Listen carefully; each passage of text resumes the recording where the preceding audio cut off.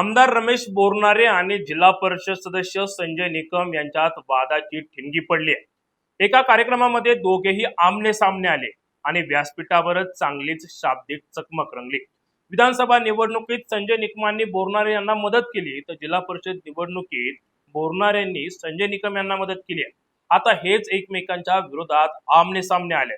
वैजापूरच्या राजकारणात सध्या काय घडतंय आणि संजय निकमांमुळे वैजापूरचं राजकारण बदलणार का, सविस्तर पाहणार आहोत। काही दिवसांपूर्वी छत्रपती संभाजीनगर जिल्ह्यातील वैजापूर तालुक्यातील सर्वात मोठं गाव म्हणून ओळखल्या जाणाऱ्या शिरूर गावात एक शासकीय कार्यक्रम पार पडला।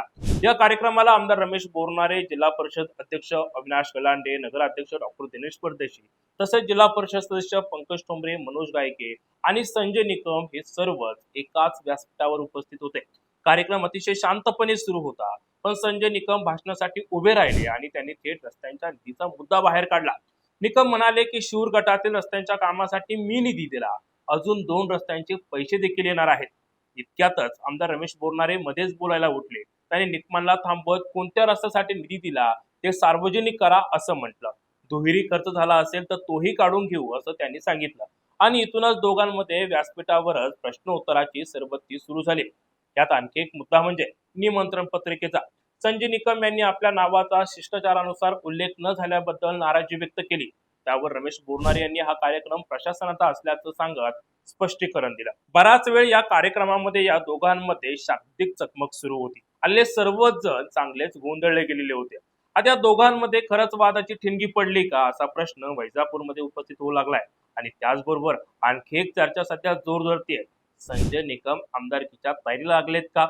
खरं तर प्रामाणिकपणे बघितलं तर संजय निकम सध्या ग्राउंडवर चांगल्या पद्धतीने काम करताना दिसत आहेत। ते गावोगावी फिरतायत, अनेक क्षणाला भेटी देत आहेत, तिथली परिस्थिती समजून घेण्याचा प्रयत्न करत आहेत। इतकंच नाही तर एखाद्या आमदाराप्रमाणे आज मी कुठे जाणार आहे, कोणत्या गावाचा दौरा करणार आहे, कोणत्या कामाची पाहणी करतोय हे देखील ते सोशल मीडियाच्या माध्यमातून लोकांपर्यंत पोहोचवत आहे आणि ग्राउंडवर देखील ते चांगल्या पद्धतीने काम करताना दिसत आहेत। सोशल मीडियावर त्यांच्याबद्दल सकारात्मक प्रतिक्रिया देखील समोर येतात। म्हणूनच संजय निकमांनी आमदारकीची तयारी सुरू केलेली आहे असं म्हणणं आता चुकीचं ठरणार नाहीये आणि जर हे खरं असेल तर रमेश बोरनारेंसमोर एक मोठा स्पर्धक तयार होत असल्याचं मान्यच करावं लागणार आहे। आता बघायचं एवढंच आहे, वैजापूरच्या राजकारणात पुढच्या काही महिन्यात नेमके कोणते बदल होतात आणि ही ठिणगी पुढे किती मोठं रूप घेते। या सगळ्या घटनेबद्दल तुम्हाला काय वाटतंय? तुमची प्रतिक्रिया कमेंट बॉक्समध्ये नक्की कळवा।